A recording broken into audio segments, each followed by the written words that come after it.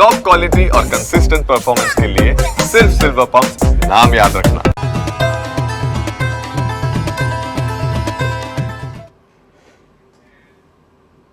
અમદાવાદમાં માં નગરદેવીની યાત્રાને લઈને સૌથી મોટો વિવાદ પણ આજે સામે આવ્યો। ભદ્રકાળી મંદિર ટ્રસ્ટ પર કિન્નર સમાજનો સૌથી મોટો ગંભીર આરોપ સામે આવી રહ્યો છે।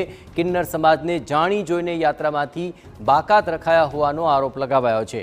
500 જેટલા કિન્નરો જોડાઈને યાત્રાને ભવ્ય બનાવવાનું આયોજન હતું, પણ કિન્નર સમાજે ભક્તો માટે ભંડારો કરવા માટે તૈયારી પણ દર્શાવી હતી।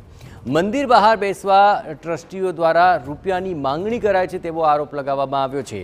કિન્નર સમાજ પાસે ટ્રસ્ટીઓ ખંડણી માંગતા હોવાનો પણ આરોપ લગાવવામાં આવ્યો છે। અમે પણ ભાવિક ભક્તોને પ્રસાદ આપવા માંગીએ છીએ, અમારો પણ ભંડારો થાય તો અંદરના જે મહારાજો છે એ અમને પરમિશન આપતા નથી। આજે નગર દેવીની જે નગર યાત્રા નીકળવાની હતી એમાં અમારે 400-500 કિન્નરોનું અમારે મોટું આયોજન હતું।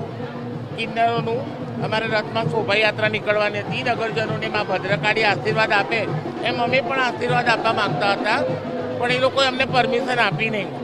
એટલે આ તો સારું ના જ કહેવાય। ભંડારામાં એવું છે કે અહીંયા દર રવિવારે જે ભંડારો થાય છે, એટલે અમે ચૈત્ર આવે છે, નવરાત્રિ આવે છે, એ વખતે અમારા ભાવિક ભક્તોને મહાપ્રસાદનું અમે પણ આયોજન કરીને આપવા માગીએ છીએ, પણ આ લોકો શું કે અમને ના જ પાડે છે, પરમિશન નહીં આપતા। અને જે અંદર જે શશિકાંતભાઈ છે એમને પણ અમે મહારાજ છે એમને હાથ જોડીને અમે વિનંતી કરીએ છીએ કે અમને બી થોડો સેવાનો મોકો આપો તો અમે પણ સેવા કરીએ ભાવિક ભક્તો। તો કિન્નર સમાજના આરોપ મુદ્દે મંદિર ટ્રસ્ટનો વળતો પ્રહાર પણ જોવા મળ્યો।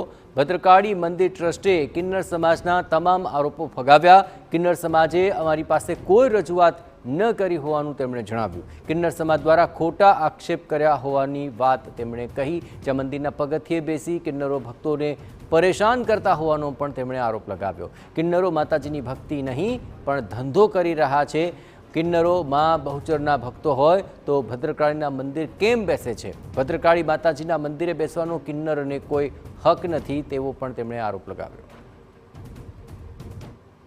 રજૂઆત નથી કરી। અને બીજી વાત છે કે આ ભદ્રકાળી માતા છે, કિન્નર સમાજ જોડાઈ જાય તો અમને કંઈ વાંધો નથી, પણ એવી કંઈ રજૂઆત અમારી સામે એમણે કરી નથી। બિલકુલ ખોટી વાત છે। બહાર બેસવું જ ના જોઈએ એમને, એની બહાર બેસવું જોઈએ, કેમ કે આ જગ્યા એમના માટે નથી।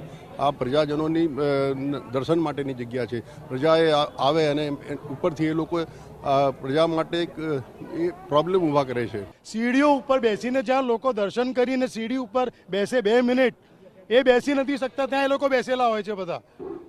તો તમે એ તો કહો કે પ્રજાને દર્શનાર્થીઓને કેટલી અડચણ થાય છે। અમને એ લોકોથી વાંધો નથી, અમને વાંધો છે કે અમારા દર્શનાર્થીઓને પ્રોબ્લેમ ના થાય। હું તો સરકારને ને બીજાને કહું છું કે બીજી કઈ જગ્યા આપો એમને। એક કહે છે અમે બહુચરાજી વાળા, તો તમે ભદ્રકાળી મંદિરમાં બેસો છો, ત્યાં એક કે દેખાય છે તમને બધો બહુચરાજી મંદિરમાં? તો આ કયો ધર્મ છે? એટલે ધીસ ઇઝ અ બિઝનેસ।